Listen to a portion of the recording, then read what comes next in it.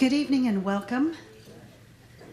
My name is Diane Umble, and I am the Dean of the College of Arts, Humanities, and Social Sciences, and I am very pleased to welcome you to tonight's session. Some of you may have already participated in a variety of activities earlier today.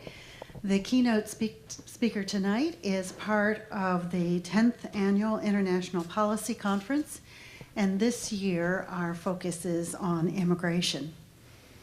So I want to welcome you all. Thank you for coming.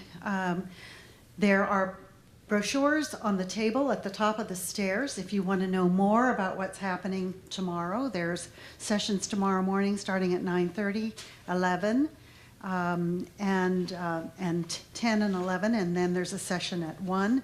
And there will be ethnic cuisine from Obahar, Rafiki, and Struppies. So that's another reason to come back tomorrow. Tonight our speaker represents one in a series of distinguished speakers that we've had here at Millersville as part of the Christie Lecture. The Christie Lecture is in honor of the legacy of Robert A. Christie, who was an economist and leader in higher education, and who was appointed president of Millersville State University at that point in 1965. Dr. Christie was a strong proponent of the liberal arts through his presidency, and during his tenure, he oversaw the development of the eastern part of the campus. In 1970, he and his family were tragically killed in a plane crash off the coast of British Honduras in South America.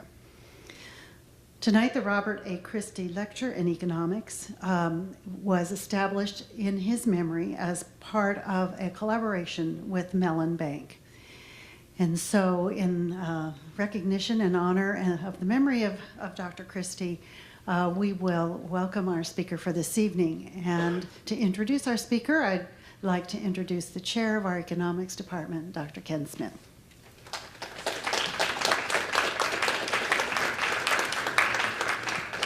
Thanks, Diane.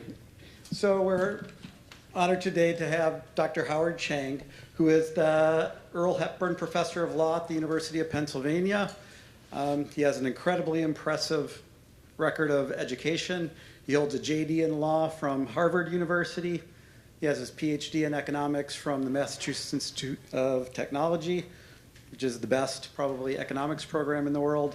And he has a master in public, if that's not enough, he has a master in public affairs from Princeton University, AB in government from Harvard University.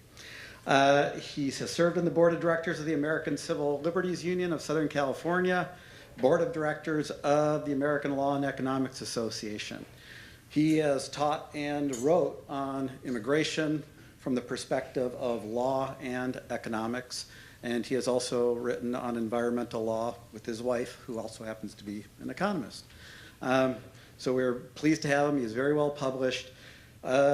He has also been on the faculty of the University of Southern California for a number of years, and he was a clerk to Ruth Bader Ginsburg when she was on the appeals court at the DC Circuit.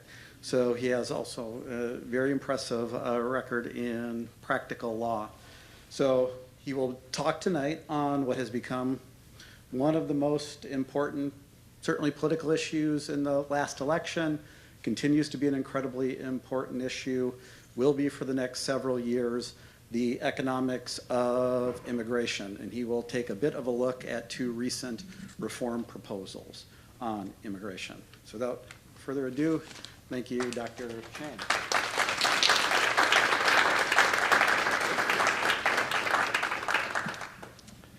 Well, thank you, Ken, for that introduction. And I'd like to thank Millersville University and its economics department for inviting me here this evening to talk to you on this timely issue of immigration. It's a topic that has bitterly divided our people and our elected representatives. And I'm going to discuss two different immigration reform proposals that sort of illustrate the division in our politics on this issue. Back on August 2nd, President Trump announced his support for an immigration bill that was introduced by two Republican senators, Tom Cotton and David Perdue. This bill is called the Reforming American Immigration for a Strong Economy Act, or the RAISE Act. If enacted, that bill would slash legal immigration drastically, cutting immigration in half within a decade. And this announcement reveals that President Trump's hostility towards immigration is not limited to illegal immigration or to the entry of Muslims, but instead it extends more generally to legal immigration as well.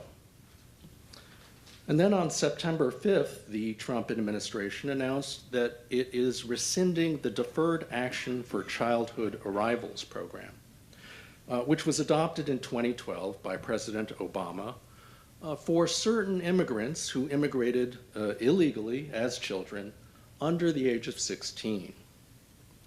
The DACA program provides these unauthorized immigrants temporary but renewable protection from deportation and authorization for employment in the United States. Although President Trump urged Congress to provide these immigrants relief from deportation through legislation, he would then release on October 8th a long list of restrictionist provisions that he would demand in exchange for any such relief. And this long wish list includes the new immigration restrictions that are proposed in the RAISE Act. Those proposed restrictions stand in stark contrast to the comprehensive immigration reform bill that was passed by the Senate back in 2013 with bipartisan support, with all Democrats and 14 Republicans voting in favor.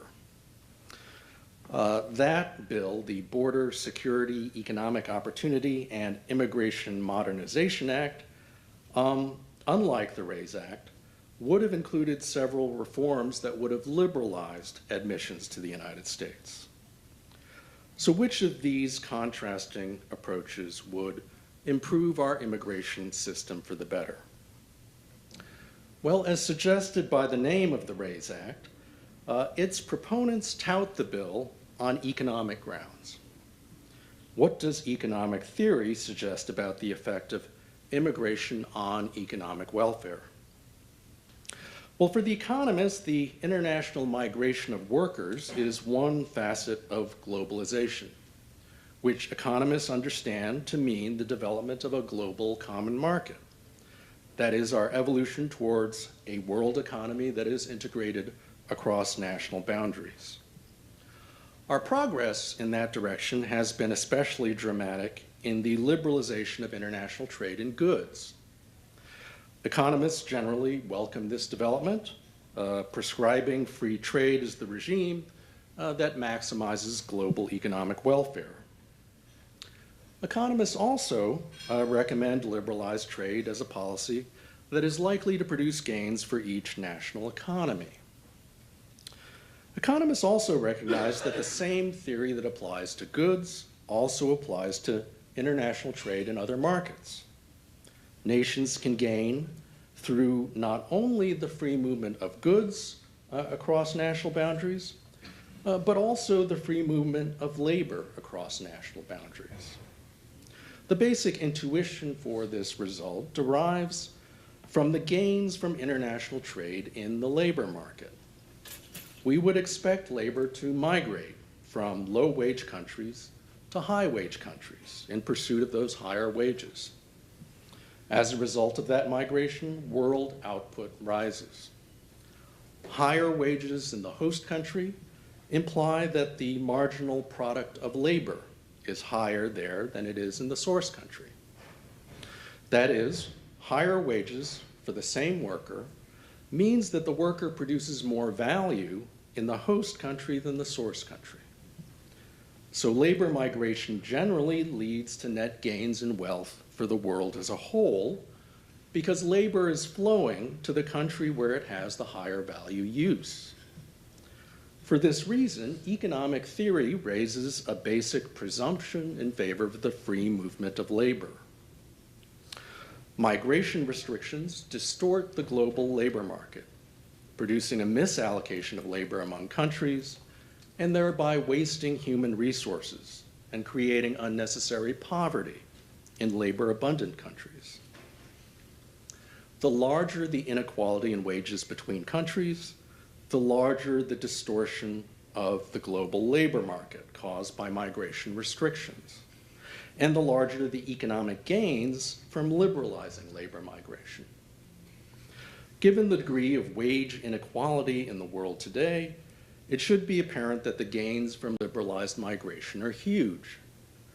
These considerations militate in favor of liberalized migration, not reduced levels of immigration. Now, the proponents of the RAISE Act do not seek to promote global economic welfare. Instead, Senator Perdue looks to the national interests of the United States. And he complains that our current immigration system does not meet the needs of our economy. Furthermore, President Trump makes clear that he discounts the interests of the prospective immigrants when he weighs the costs and benefits of immigration reforms. He claims that the RAISE Act would replace current immigration policies with a system that puts America first. So what light does the economic literature shed on these claims regarding our national economic welfare? Suppose we were to set aside the interests of immigrants and instead focus more narrowly on the effects of our current flow of immigrants on the economic welfare of natives in the United States. Would the effect of immigrant workers in the labor market be in the economic interests of natives? Well, economists agree that the effect of immigrant workers in the labor market is on balance positive for natives as a group. If we examine the impact of immigrants in the labor market, we find the natives of the host country taken together will gain from the immigration of labor. Natives enjoy a net gain from employing immigrant workers. They gain a surplus in excess of what they pay immigrants for their labor. If they didn't gain any surplus, they wouldn't hire immigrant workers. In 2014, the economist George Borjas produced a range of crude estimates for the surplus that natives enjoy in the United States as a result of the participation of immigrants in our labor market. And using a variety of different assumptions, he derives estimates that range from $2.6 billion to $201.8 billion in income every year.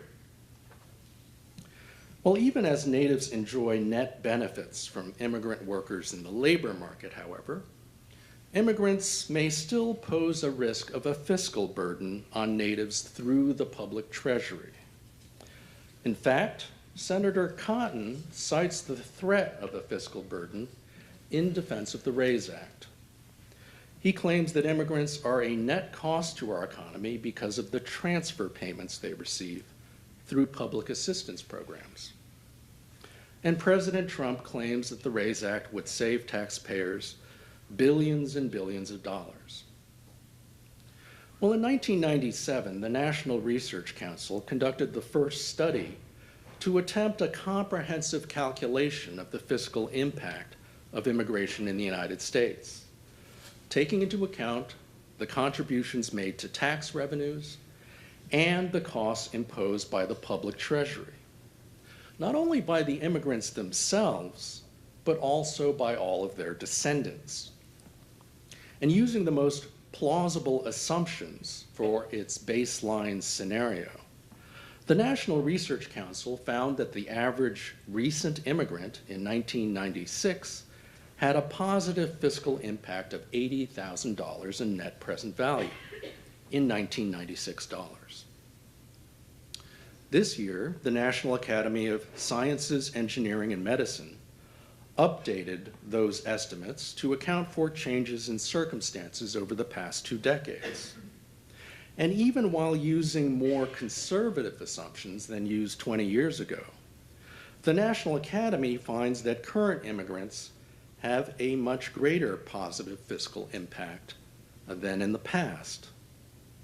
Under the most plausible assumptions adopted by the National Academy, the average recent immigrant has a positive fiscal impact of $279,000 in net present value in 2012 dollars.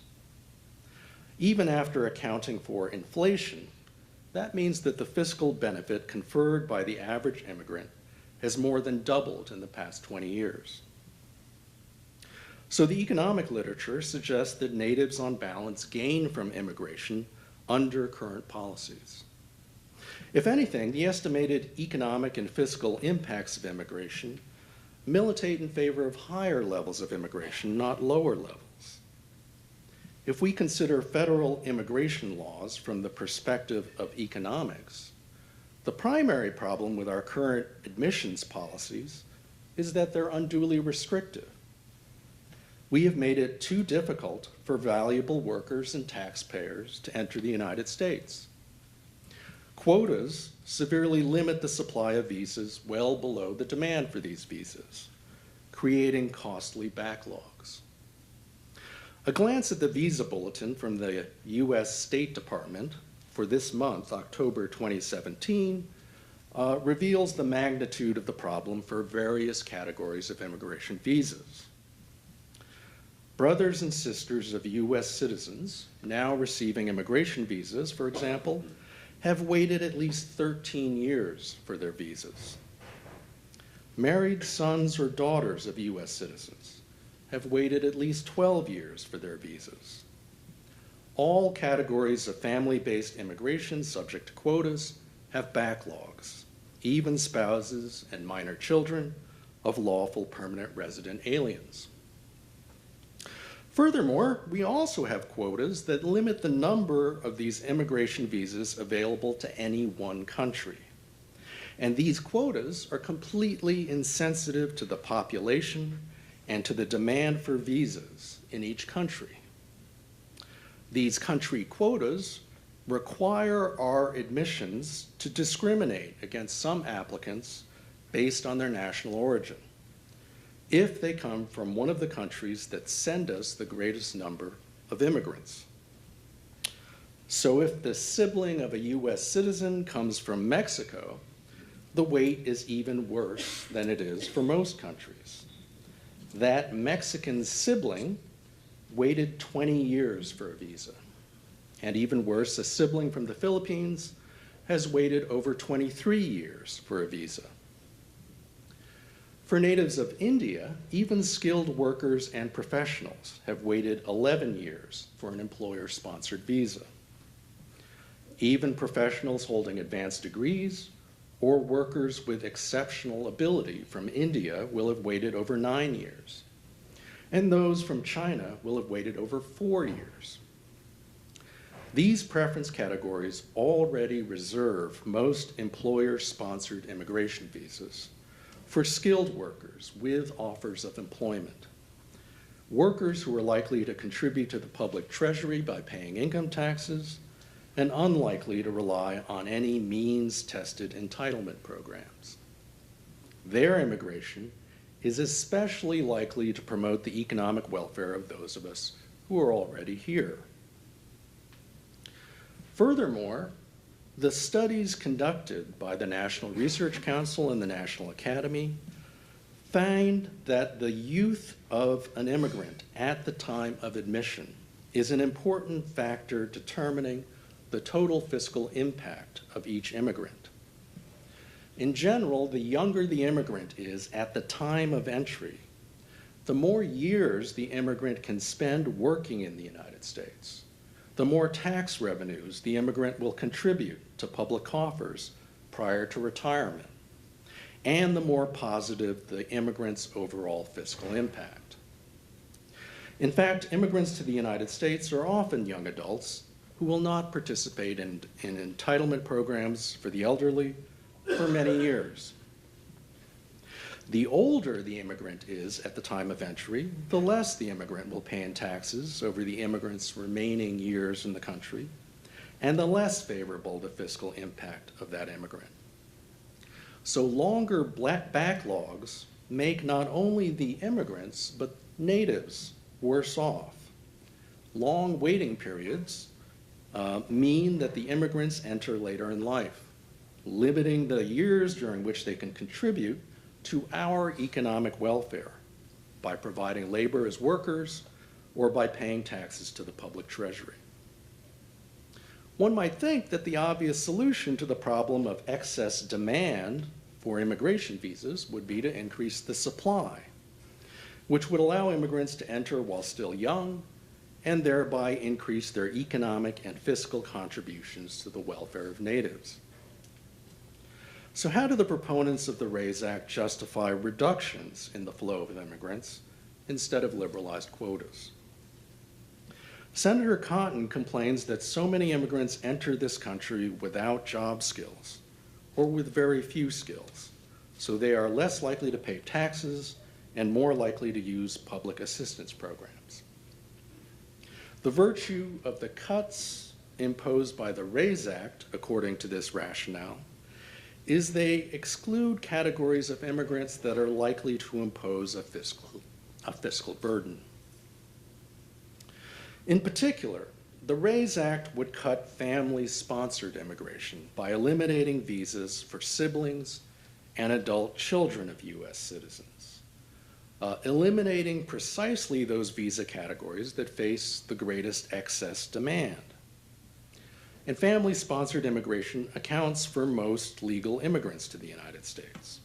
The RAISE Act would also replace existing categories of employment-based immigration with a system that awards points based on education, the ability to speak English, high-paying job offers, and age. According to an estimate reported in the New York Times, only 2% of adult U.S. citizens would pass the 30-point minimum required by this point system. Well, those cuts to immigration go well beyond anything justified by the prospect of a fiscal burden, and would instead exclude many immigrants who would have a positive impact on the economic welfare of natives. Estimates by the National Research Council and by the National Academy both indicate that we could expect the average immigrant with at least a high school education to have a positive fiscal impact. And only 21% of recent immigrants who are 25 years or older have less than a high school education. 55% of these immigrants have more than a high school education. Proponents argue that the least skilled immigrants not only pose a risk of a fiscal burden, but also drive down wages for the least skilled native workers. President Trump claims that the RAISE Act will give American workers a pay raise by reducing unskilled immigration. Studies of the effects of immigration in labor markets in the United States, however, have shown little evidence of any significant effects on native wages or employment, even for the least skilled native workers. When the National Academy surveyed the vast economic literature studying the wage effects of immigration in the United States, it concluded that native dropouts tend to be more negatively affected by immigration than better educated natives. But when measured over a period of more than 10 years, the impact of immigration on the wages of natives overall is very small. In fact, they say estimated negative effects tend to be smaller or even positive over longer periods of time. Well, why do immigrants have so little adverse impact on the wages and employment of natives? One reason is the demand for labor does not remain fixed when immigrants enter the economy.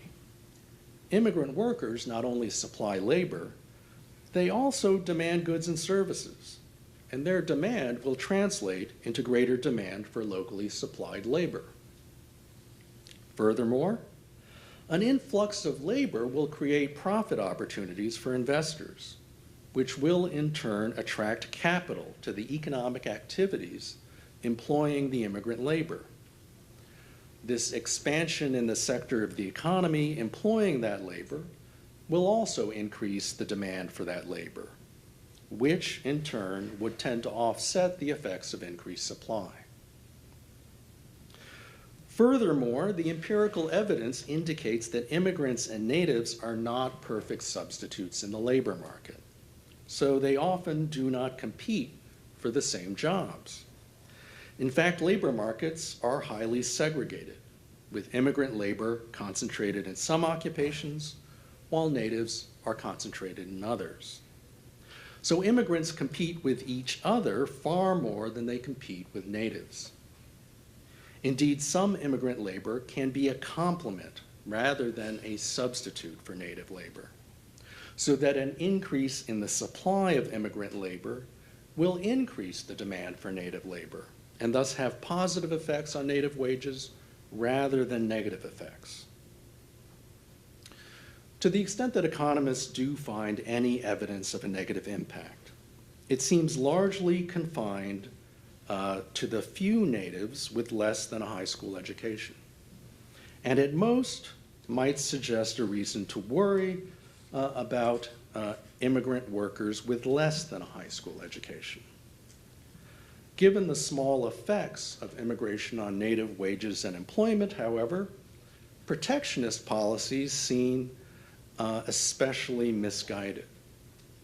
Like trade barriers, immigration barriers sacrifice gains from trade, and thus reduce the total wealth of natives as a group.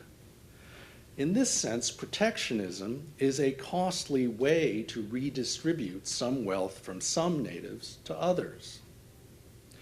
To the extent we are worried about after-tax income inequality, we could probably do more good through lower cost through progressive tax reforms than we can through new immigration restrictions. We could redistribute the same wealth through the tax system rather than through protectionist immigration restrictions, and probably would thereby make all classes of natives better off than they are under restrictive immigration policies. Because immigration produces net gains for natives as a group. Given the small adverse effects of immigration and the small number of native workers who might find their wages reduced by the influx of immigrant labor, a fairly small increase in the progressivity of our tax rates would suffice to offset any increase in income inequality that might result from immigration. Furthermore, if we are worried about the effects of the least skilled immigrants in our labor market, then new restrictions on legal immigration are misguided for another reason. Most immigrants with less than a high school education have immigrated without authorization, not legally. And although one would hardly know it, given the alarmist tenor of our debate over immigration, the flow of unauthorized immigration has slowed to a trickle during the past decade.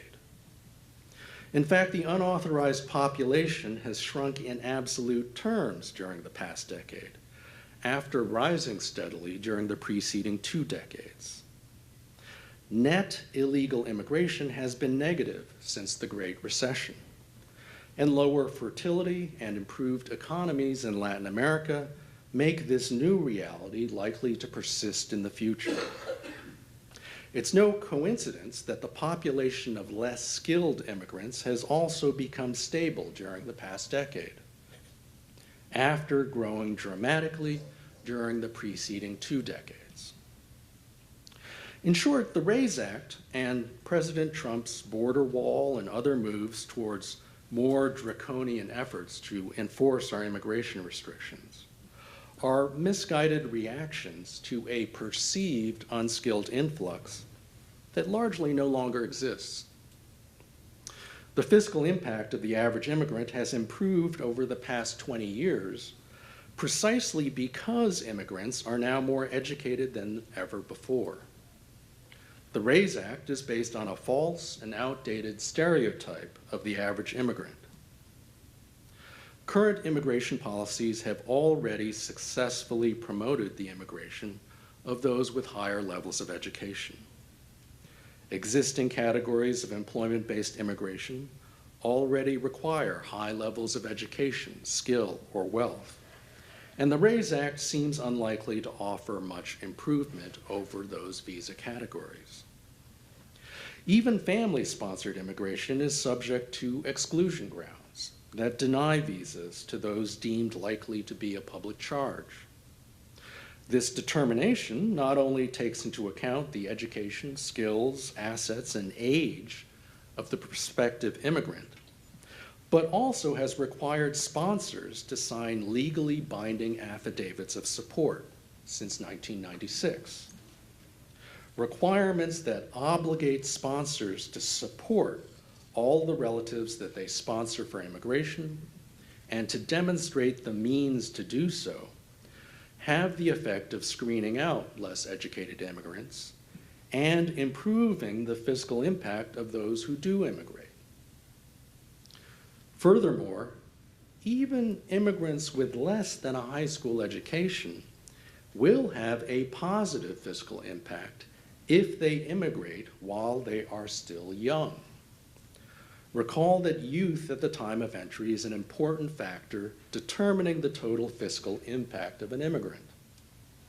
Under the most plausible assumptions considered by the National Academy, even the average recent immigrant with less than a high school education, who enters while less than 25 years old, will have a net positive fiscal impact of $56,000 in net present value in 2012 dollars. These estimates indicate that the RAISE Act is especially perverse when it imposes new restrictions on the immigration of children. The RAISE Act would continue to allow U.S. citizens and permanent resident aliens to sponsor their children for immigration, but would restrict the class of eligible children by bringing the age limit down from 21 to 18 years old. This restriction would exclude young immigrants who are especially likely to contribute to the public treasury. President Trump's decision to rescind DACA is similarly perverse from a fiscal perspective. The eligibility criteria for DACA ensure that the beneficiaries immigrated while younger than 16 years old and will have at least a high school education or the equivalent. These young and educated immigrants are especially likely to confer net benefits on natives through the public treasury. The expiration of their employment authorization or their removal would perversely undermine their ability to contribute to the economic welfare of natives through their participation in the labor market and the payment of taxes. These are immigrants we should be eager to keep in our workforce and in our tax base. They should not be subject to removal. Congress would be serving the nation's economic interests to grant legal status to DACA recipients and other immigrants like them, without the restrictions imposed by the RAISE Act on legal immigration. The economic claims advanced on behalf of the RAISE Act do not hold up under scrutiny. In fact, the economic fiscal effects of immigration imply net benefits for natives both in the labor market and through the public sector. These findings suggest that higher levels of immigration would produce even bigger benefits for the U.S. economy. So why not liberalize our restrictive quotas? Immigration reform could promote more skilled immigration without the RAISE Act's drastic cuts to immigration levels. For example, although the White House cites the point system used to select immigrants by Canada and Australia as models for the RAISE Act, both of those countries also admit immigrants at much higher rates than the United States as a fraction of their populations. Canada allows immigration levels more than twice as high as allowed by policies in the United States, and Australia allows immigration levels 3 times as high as allowed by policies in the United States. Like the RAISE Act, the Comprehensive Immigration Reform Bill passed by the Senate in 2013 would have adopted a new merit-based point system for visas. But unlike the RAISE Act, the 2013 bill would have added this category of visas to the existing employment-based immigration categories, rather than replacing those categories. Furthermore, the 2013 bill would have not only legalized many unauthorized immigrants already in the United States, but also taken several important steps to address the problem of backlogs in our current system for legal immigration. First, unlike the RAISE Act, the 2013 bill would have provided sufficient visas to clear existing visa backlogs within 7 years. Unauthorized immigrants given legal status by the bill would not get green cards until those backlogs were eliminated. Legalized immigrants generally would have to spend 10 years in provisional status and would go to the back of the line for green cards, behind those who've been waiting patiently for their legal immigration visas. Second, unlike the RAISE Act, the 2013 bill would have treated spouses and children of lawful permanent resident aliens as immediate relatives, which would exempt them from quotas entirely. Spouses and minor children of U.S. citizens can already enter as immediate relatives without any ceilings. The 2013 bill would have extended this treatment to the spouses and minor children of legal permanent resident aliens. This solution would give priority to nuclear families and avoid backlogs for those relatives without taking immigration visas away from any other category. Third, unlike the RAISE Act, the 2013 bill would also have eliminated all quotas on the most skilled employment-based immigrants, including those with extraordinary ability, outstanding professors and researchers, multinational executives and managers, those with doctorate degrees, physicians, or workers who recently received advanced degrees in science, technology, engineering, or mathematics, the STEM fields, from universities in the United States. And these STEM immigrants would also be exempt from labor certification requirements. Furthermore, the spouses and children of these employment-based immigrants would not count toward quotas, as they do now, which would allow more of these employer-sponsored immigrants to enter. Fourth, like the RAISE Act, the 2013 bill would have eliminated ceilings based on the country of origin from all employment-based immigration categories. These per-country quotas have caused long waits for immigrants from the 2 most populous countries in the world, China and India. Like the RAISE Act, the 2013 bill would allocate these visas on a country-neutral basis. This reform would be even better if it also applied to family-based visas, which should also be available without any discrimination based on national origin. Fifth, like the RAISE Act, the 2013 bill would have eliminated immigration visas for siblings of U.S. citizens. But unlike the RAISE Act, the 2013 bill would have eliminated visas for adult married children of U.S. citizens only if those citizens are over 31 years old. Under the 2013 bill, in the future, these relatives of U.S. citizens would have to apply under a new merit-based point system, which would award points based on factors like education, employment experience, and youth, with less weight placed on family reunification. Like the RAISE Act, the 2013 bill designs its point system to select those expected to have the most positive effect on the U.S. economy, But unlike the RAISE Act, the 2013 bill would award some points for family ties to U.S. citizens. That's similar to what Canada does in its point system.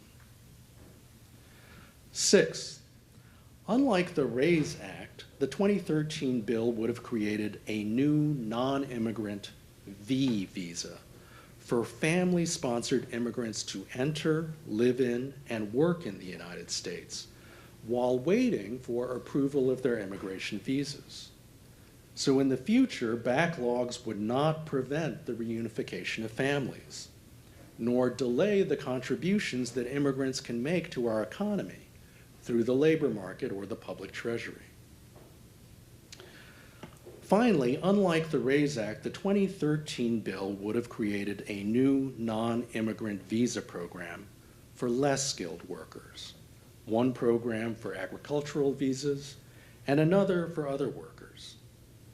These W visas would allow workers to enter for a 3-year period and would be renewable. These visas would allow workers within each category to leave one employer to work for another employer registered with the program. Unlike past programs for guest workers, including the Bracero program, which tied each guest worker to a specific employer. Freedom to leave an employer and to take employment elsewhere would give workers greater power to assert their rights against employers and thereby prevent abuses without destroying the economic gains that natives enjoy in the labor market from employing immigrant workers. An ideal program would offer the guest worker even more mobility than the 2013 bill did, including the ability to move freely among all sectors of the economy. Complete mobility, not only among different employers, but among different sectors of the economy, would give workers full freedom to change jobs and to obtain the highest wages and best working conditions available. This mobility would be best not only for the guest worker, but also for the efficiency of the labor market, because it would allow the supply of labor to shift among sectors in response to changing market demand. Once guest workers are free to seek any job in the United States, then all sectors of the economy can benefit from hiring them.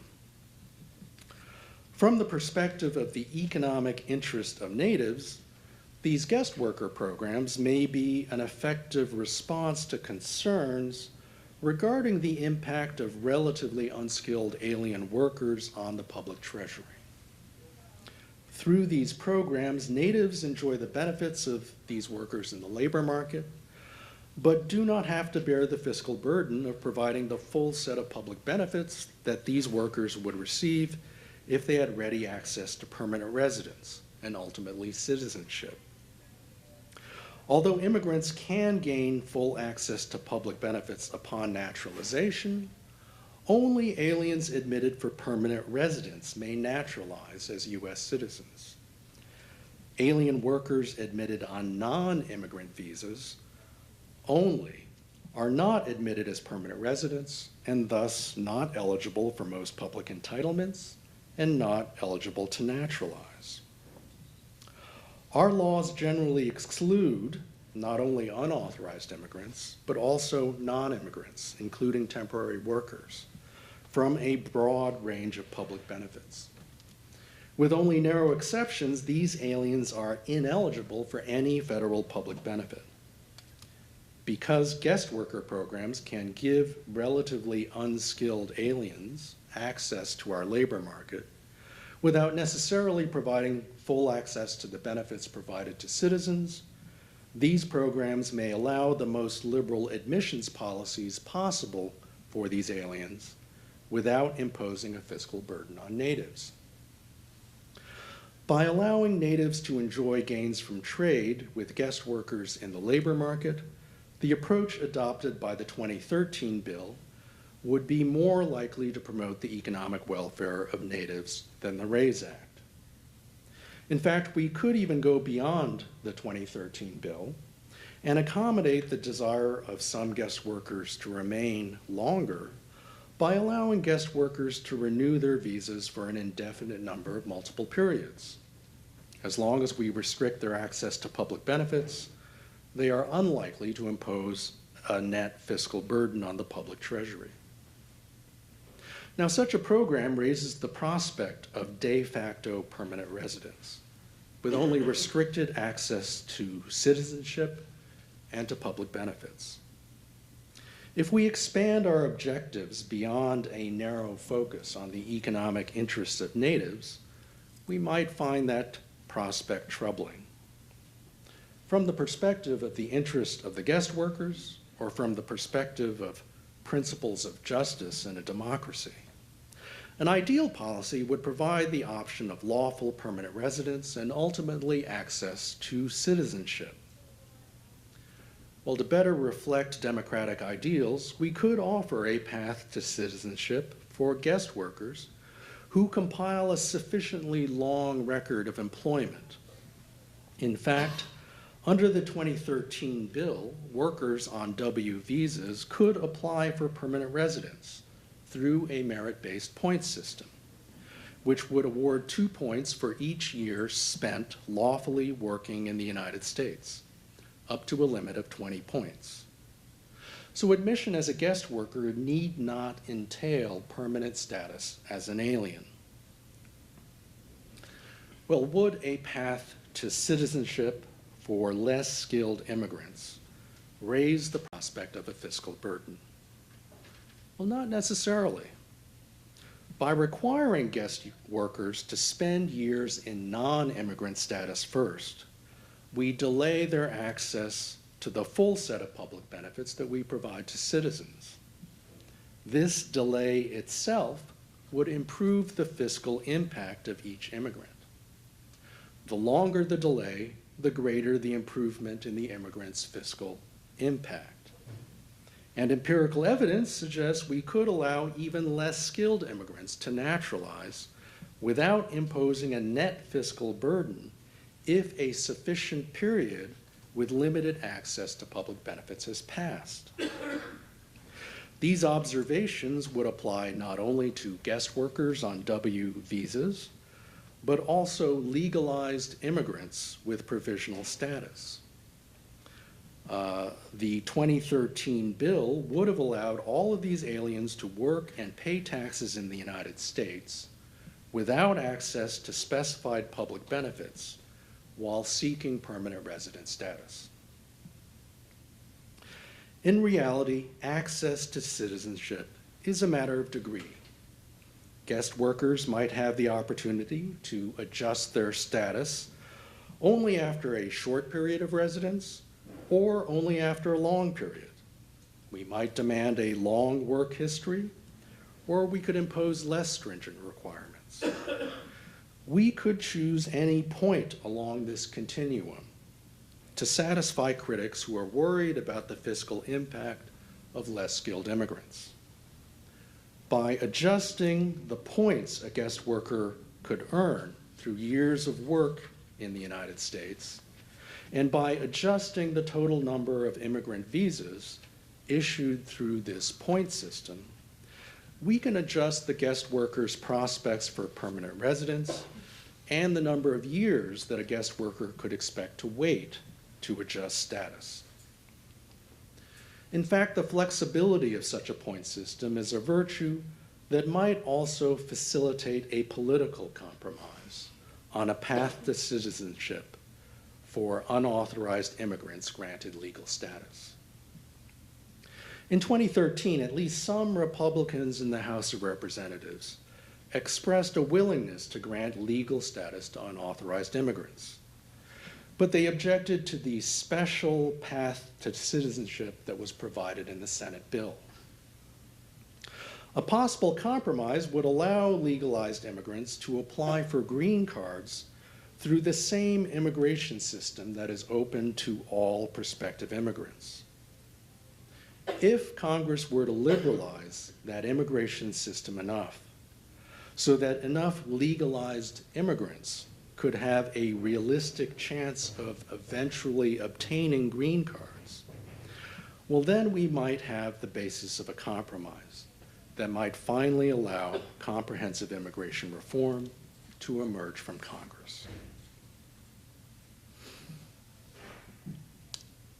Are there questions?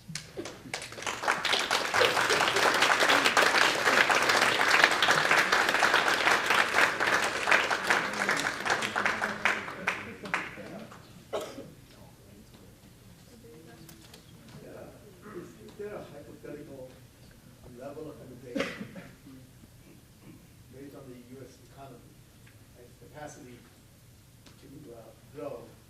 Is there a point at which higher immigration would be not beneficial to the economy? There might be such a point. My own personal preference would be to liberalize immigration steadily, incrementally. You can see if something unexpected happens.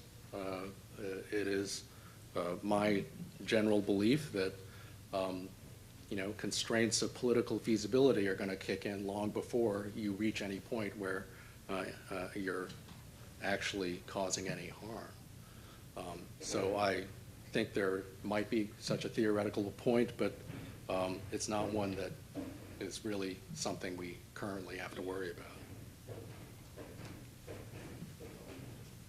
Yeah, your talk was grounded on the sort of economic evidence and the rational evidence that's out there about this issue.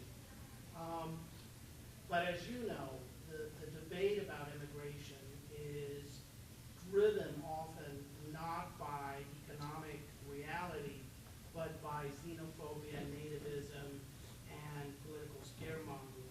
So how do we introduce the kind of data that you talked about and the information that you talked about in a debate that seems to be driven by emotions that tend to create negative attitudes toward immigrants and basically dissonance. In other words, they hear the data, they don't believe it. Yeah, I'm not sure what there is to be done about that. I mean, as economists, we try to get the message out, and you try to respond to economic claims that are advanced to show that they don't hold up under scrutiny, and leaving the proponents without their economic argument and exposing the basis of these proposals to be the sort of fear of immigrants that lacks an empirical basis. You see this in all sorts of claims made about immigrants.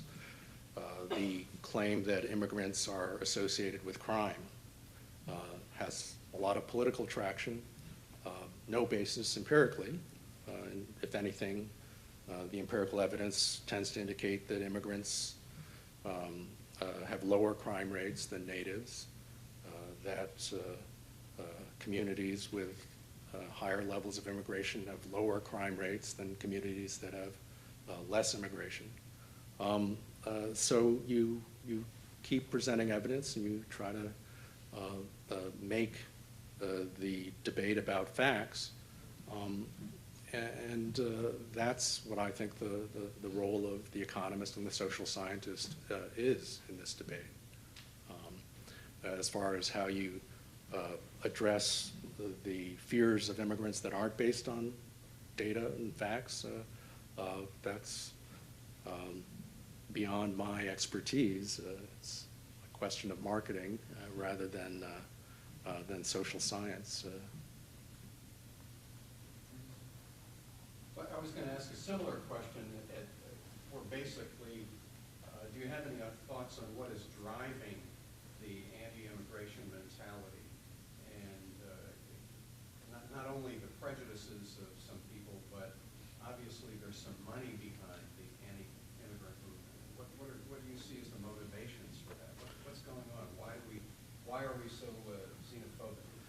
Well, I think the basic impulse behind immigration restriction has always been fear of the other, that there is a basic fear of what you don't know, and people are intolerant in the sense that they find it difficult to tolerate living with people who are different from themselves. They look different, they speak another language, they may believe in a different religion, and that has always generated fear. So the basic impulse of immigration restriction is what I would call a segregationist impulse. It is trying to keep the other away, and one's fear of the other colors one's view of the empirical evidence, that you see a crime that's been committed by an immigrant and you use that data to reinforce whatever prior belief you have, whatever prejudice you may have started out with. And that's why it's important to base these policies not on anecdotes, but on aggregate data. Look at what the crime rates are, look at what the empirical evidence says.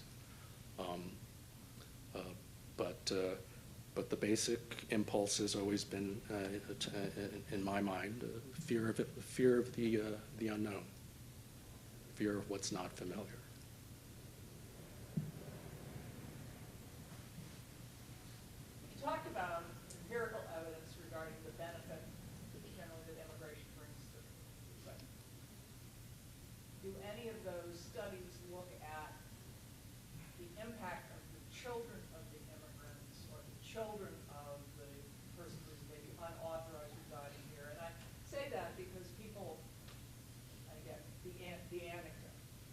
These towns in Southern California or on Texas on the border, they're overwhelmed. The schools, the hospitals, not so much with the immigrants themselves, but with their families who then, you know, if the children are born here, of course, then they're American citizens, but people will argue to you, hey, look, you know, those towns just can't take care of those people. And do any of the studies that you referenced look multi-generationally? Oh, that's precisely the innovation by the studies that the National Research Council and the National Academy did.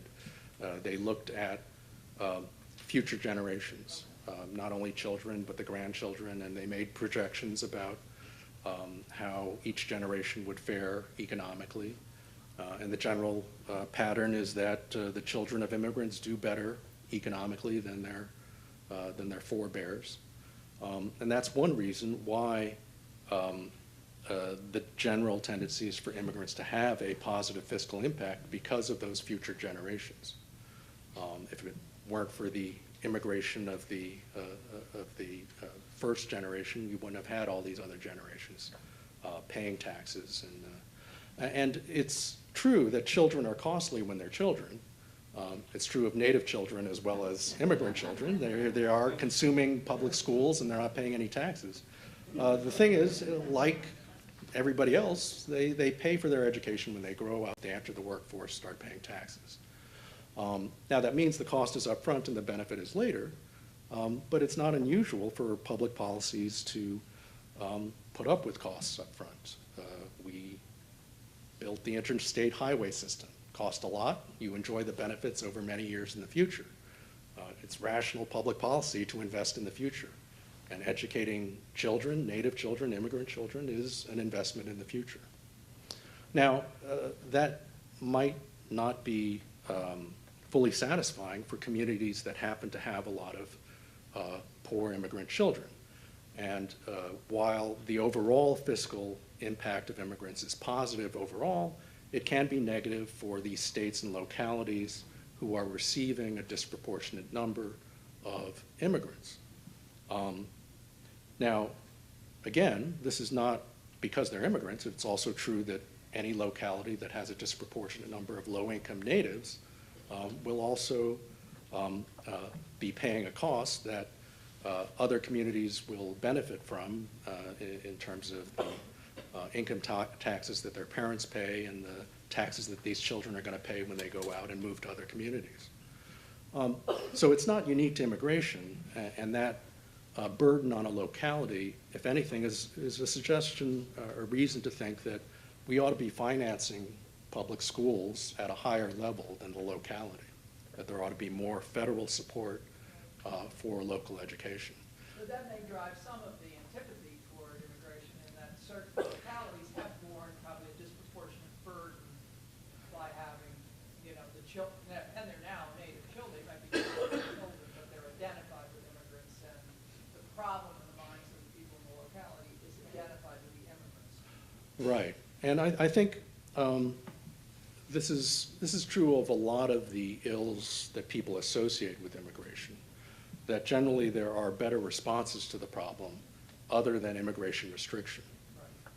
The problem you're talking about is a general problem about how we finance public education. The problem of, you know, low wages for the least educated native worker.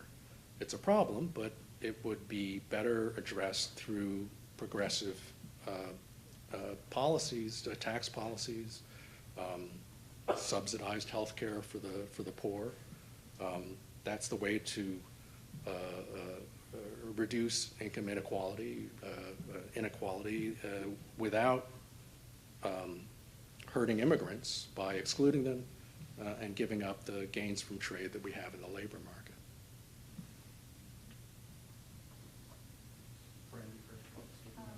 Why are there so many restrictions, like once workers get visas, can you easily through the different sectors of the economy?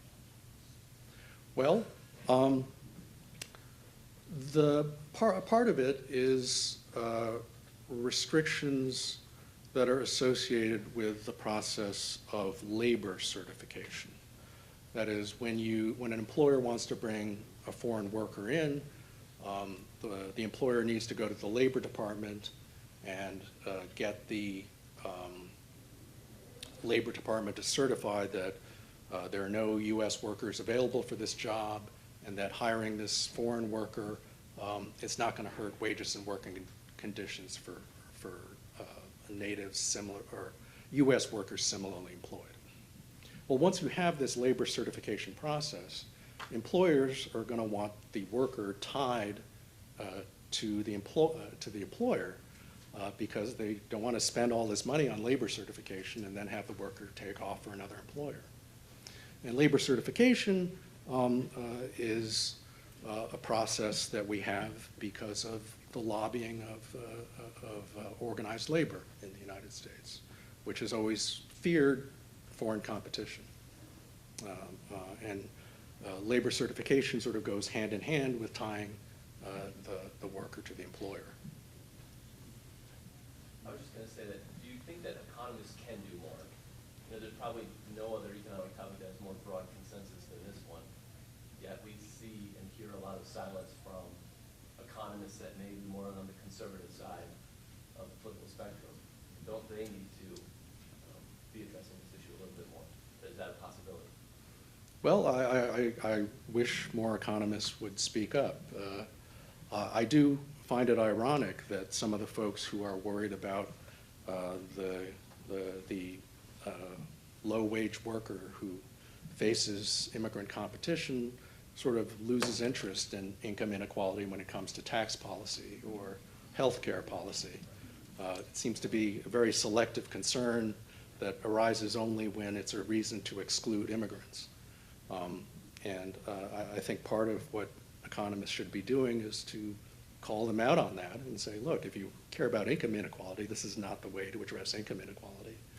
There are more efficient ways of addressing income inequality, ways that can improve lives for the poorest worker without at lower cost to the national economy.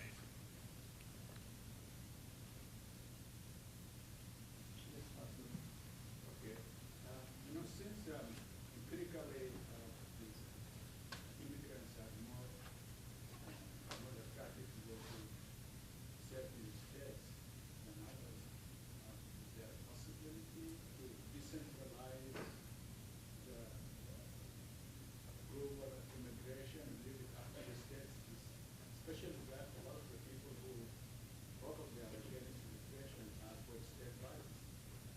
Yeah, I mean, there have been some proposals floated to sort of allow states to have their own immigration policies to some degree.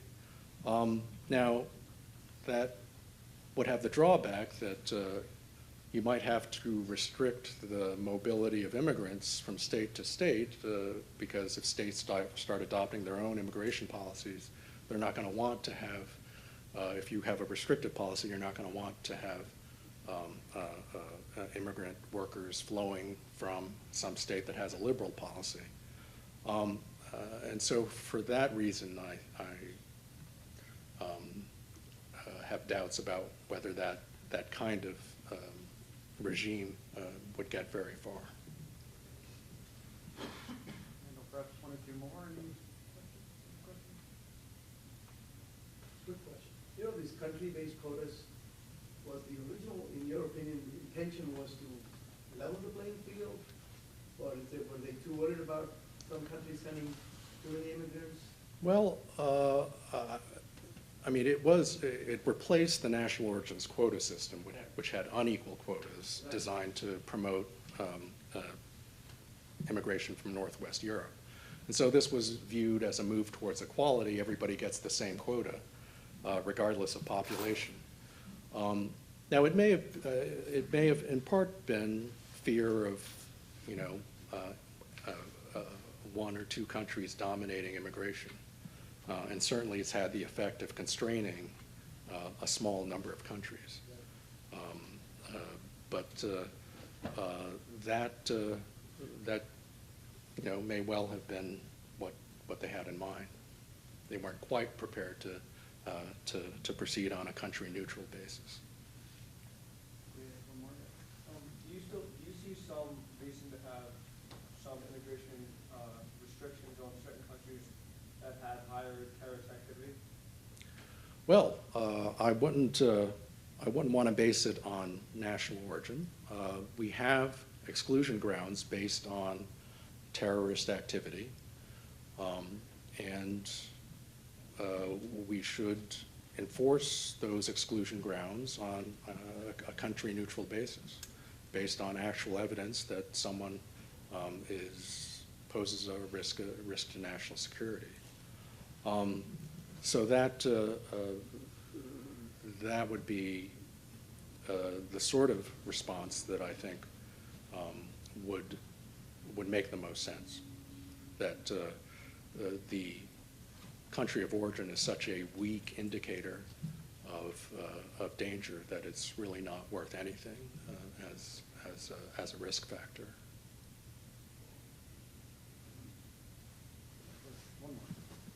Toward the end of your speech, you laid out some preferred policy alternatives that you seem to favor. Are there some countries that you would identify for us that you think are really doing that and doing it in a much better way that meets some of the economic criteria that you laid out? Well, I think there are valuable lessons to be learned from some countries. I wouldn't adopt their systems wholesale. But I think if we're going to have a point system, it should probably resemble the Canadian system, which does give some weight to family relationships, for example.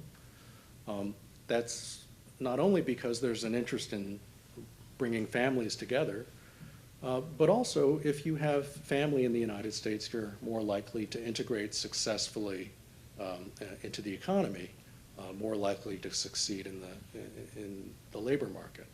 And so family ties are actually relevant to how well you're going to fare. And for that reason, it makes perfect sense to include that in a point system. Thank you very much, Dr. Chen.